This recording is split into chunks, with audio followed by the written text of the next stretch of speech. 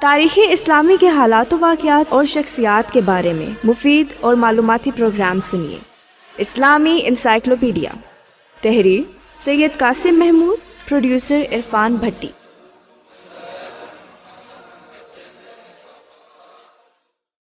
آل Russian مسلم movement, کل روسی مسلم تحریک جو 1905 میں روسی پارلیمنٹ ڈوما کے مسلمان ارکان نے قائم کی تھی۔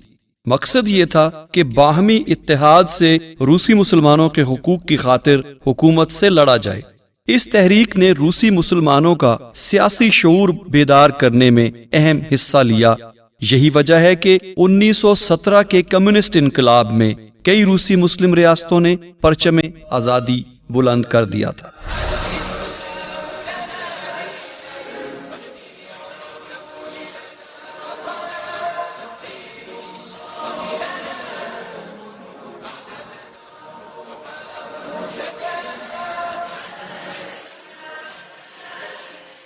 آل زبیر، زبیر کی اولاد، زبیر کے نسب سے تعلق رکھنے والے۔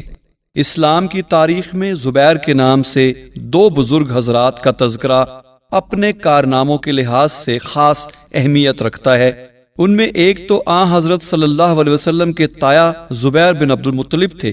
وہ اپنے والد کے انتقال کے بعد اپنے بھائیوں میں سب سے بڑے ہونے کے باعث حسب دستور ہاشمیوں کے سردار بنے۔ دوسرے جناب زبیر رضی اللہ تعالیٰ عنہ ابن العوام ہیں کہ جو حضرت صلی اللہ علیہ وسلم کے محبوب چچا سید الشہداء حضرت حمزہ بن عبد المطلب کے حقیقی بھانجے اور ان کی بہن صفیہ رضی اللہ تعالیٰ عنہ بنت عبد المطلب یعنی حضرت صلی اللہ علیہ وسلم کی حقیقی پھوپھی کے بیٹے تھے۔ زبیر ابن عبد المطلب کا زمانہ حیات ظہور اسلام سے پہلے کا ہے۔ حضرت زبیر رضی اللہ تعالیٰ عنہ ابن العوام کا زمانہ حیات اسلام کی برکتوں سے تابندہ و درخشندہ ہوا۔ آپ کے پدر گرامی قدر عوام بن خویلد رضی اللہ تعالیٰ عنہ زوجہ رسول مقبول ام المؤمنین حضرت خدیجہ الکبریٰ رضی اللہ تعالیٰ عنہا کے حقیقی بھائی اور سیدۃ النساء فاطمہ الزہرا بنت رسول صلی اللہ علیہ وسلم کے حقیقی ماموں تھے۔ آپ کا نام نامی آپ کی والدہ محترمہ حضرت صفیہ رضی اللہ تعالیٰ عنہا نے اپنے بڑے بھائی زبیر بن عبد المطلب کے نام پر زبیر رکھا۔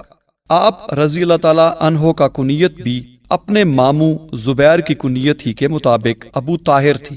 اسی طرح حضرت زبیر رضی اللہ تعالیٰ عنہ بن العوام اپنی والدہ محترمہ حضرت صفیہ رضی اللہ تعالیٰ عنہ کے رشتے سے حضرت صلی اللہ علیہ وسلم کے پھوپھی زاد بھائی ہیں۔ اصحاب رسول اللہ صلی اللہ علیہ وسلم میں 4 اشخاص شدید خیال کیے جاتے تھے، یعنی حضرت عمر رضی اللہ تعالیٰ عنہ، حضرت علی رضی اللہ تعالیٰ عنہ اور حضرت سعد رضی اللہ تعالیٰ عنہ بن وقاص۔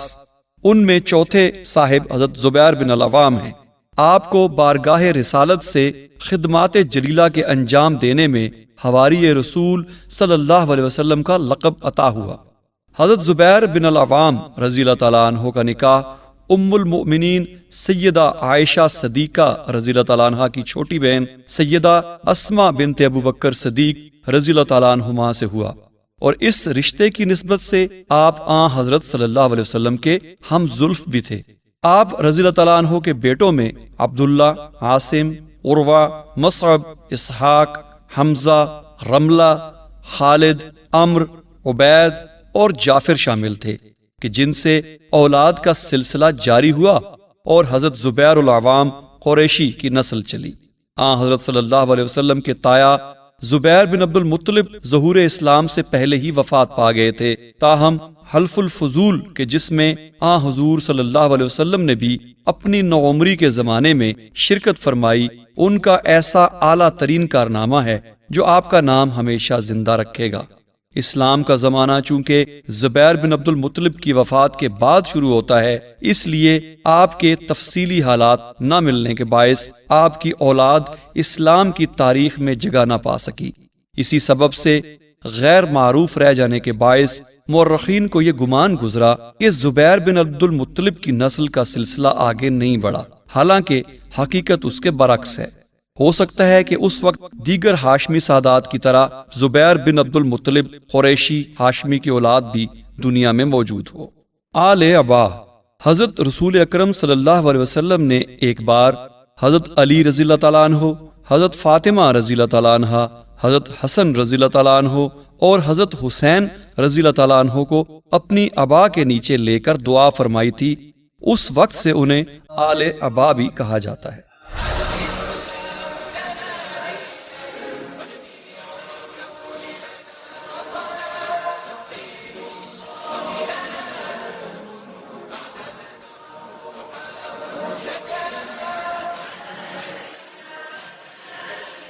آل عمران سورہ قرآن مجید کی تیسری سورت مدینہ میں نازل ہوئی اور اس میں 20 رکوع اور 199 آیات ہیں۔ یہ تیسرے سے چوتھے پارے تک پھیلی ہوئی ہے۔ عمران حضرت موسیٰ علیہ السلام اور ہارون علیہ السلام کے والد ماجد کا نام ہے۔ چونکہ اس سورت میں نبوت کے موسویہ سلسلے سے رخصت ہونے اور اس سلسلے کے آخری نبی حضرت عیسیٰ علیہ السلام اور ان کے پیرووں کی غلطیوں کا بالتفصیل ذکر ہے، اس لیے اس کا نام سورہ آل عمران رکھا گیا۔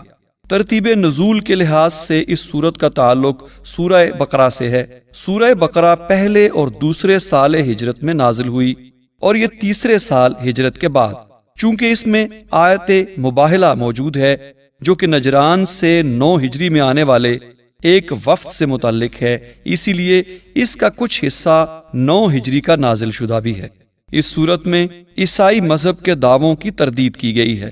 یہ اس وقت نازل ہوئی جب نجران کے عیسائی مدینے کے یہودیوں کو حجت میں مدد دینے کے لیے حضور اکرم صلی اللہ علیہ وسلم سے مناظرہ و مباہلہ کرنے آئے تھے، مگر بعد ازاں عیسائی ڈر گئے اور مباہلہ نہ ہو سکا۔ چنانچہ اس صورت میں عیسائی مذہب کے دعووں کی تردید ہے۔ ساتھ ہی یہ بتایا گیا ہے کہ اسلام عالمگیر مذہب ہے اور انشاءاللہ پھیلے گا، اور نیز جنگ احد کا ذکر ہے کہ جس میں بظاہر مسلمانوں کی ناکامی نظر آتی ہے، مگر جو در حقیقت ان کی عظیم الشان فتح تھی۔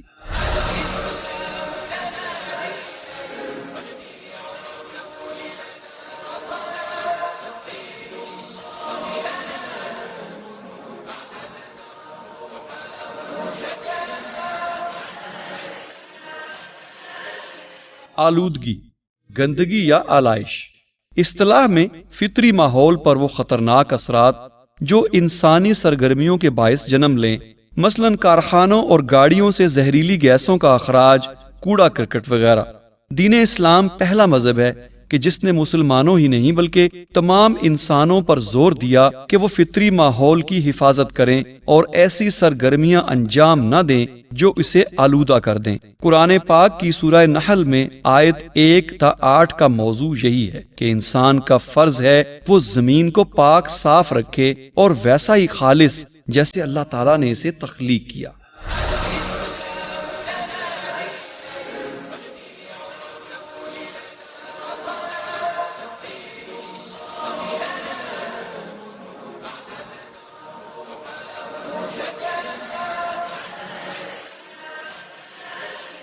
آلوسی، عراق کے شہر آلوس کے باشندے جو دریائے فرات کے مغربی کنارے ابو کمال اور رمادی کے درمیان واقع ہے۔ آلوسی دراصل ایک خاندان کا نام ہے جس میں بہت سے علماء و فضلاء گزرے ہیں۔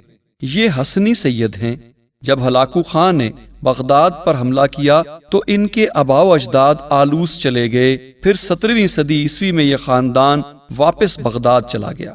عبداللہ صلاح الدین جدید آلوسی خاندان کے جد امجد تھے۔ ان کے فرزند سید محمد آفندی، جن کا لقب شہاب الدین ہے، مفسر، محدث اور عالم دین تھے۔ یہ بغداد میں پیدا ہوئے، نسبت عراق کے سرحدی گاؤں آلوس سے ہے جہاں آپ کا خاندان طویل عرصے مقیم رہا۔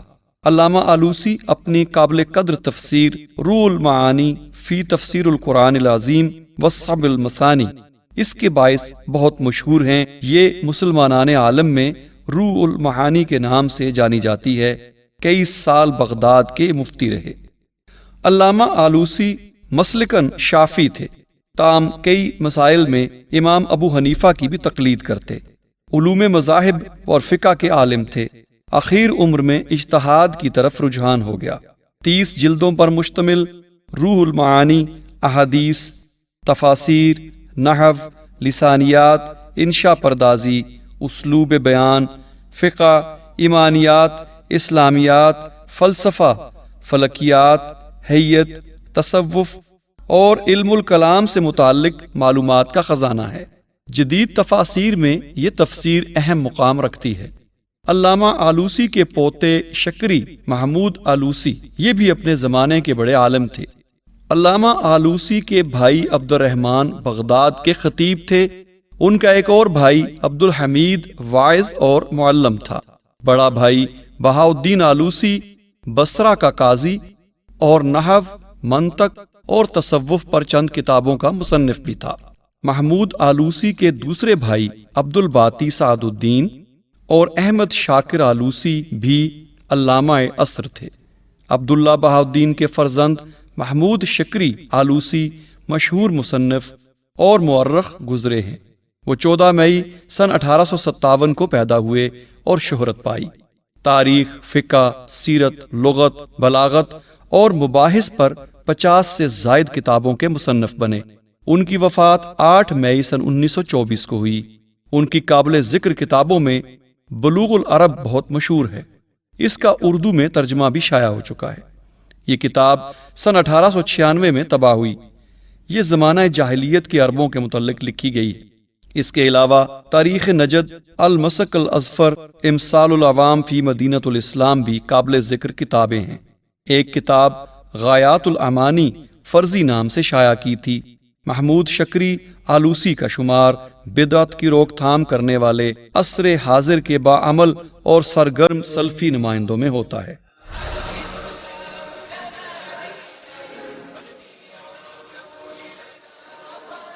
تاریخ اسلامی کے حالات و واقعات اور شخصیات کے بارے میں معلوماتی پروگرام آپ سماعت فرما رہے تھے۔ اسلامی انسائکلوپیڈیا، تحریر سید قاسم محمود، ریکارڈنگ انجینئرز واجد محمود، شاہد وقار، آواز و پروڈیوسر عرفان بھٹی، پیشکش Riphah institute of media sciences, Riphah international university.